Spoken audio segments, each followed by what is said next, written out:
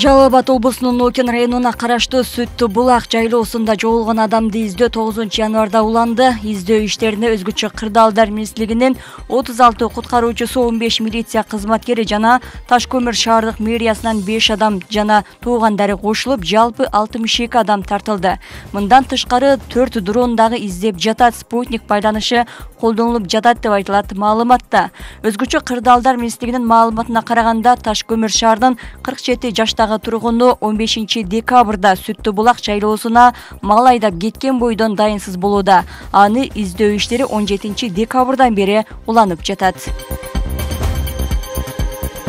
9 январ күнү саат 11:32-де Ош облусунун аймагында жер титирөө катталды. Сейсмология институту билдиргендей, силкинүүнүн очогунда 3 баллды түздү.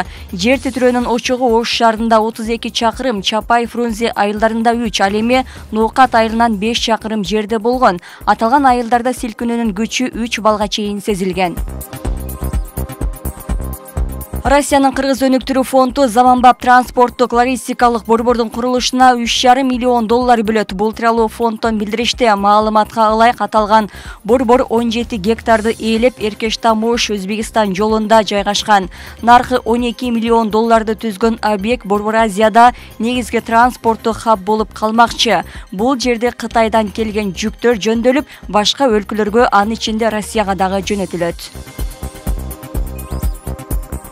Жогорку кеңештин комитет кызматкерлерини жаңы жылды кечесиндеги чырына байланыштуу ишти Бишкектин Октябрь райондук милициясы тергеп баштады. Анда милицияга 28 декабрга караган түнү жарандан арыз келип түшкөн. Анда жаранга күч колдонуп, денесине жаракат келтиргендиги үчүн чара көрүүнү суранган. Арыз ээси окуя Бишкектин Анкара көчөсүндөгү ресторандардын биринде болгондугун билдирген. Бул факты боюнча аталган милиция кылмыш ишин козгоду. Анда ээн баштык боюнча тергөө амалдары жүрүп жаткандыгы маалымдалды.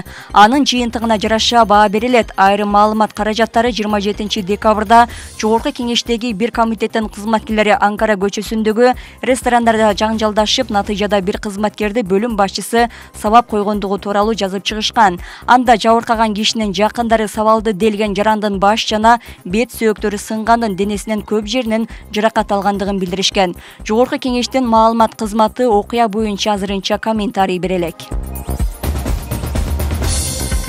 9 январга караган түнү өлкөнүн бардык ашууларында жол ачык. Транспорт жана байланыш министрлиги билдиргендей, жолдорду Кыргыз автожол түштүк жана Кыргыз автожол түндүк мамлекеттик ишканасы тазалап жатат. Кум шагыл чачуу иштери жүрүүдө. Министрлик автоунаа айдоочуларын кандай кырдаал жаралбасын, каршы тилкеге чыкпай, жол эрежесин так сактоого жана тоолуу жолдорго керектүү шаймандарды ала жүрүүгө чакырууда.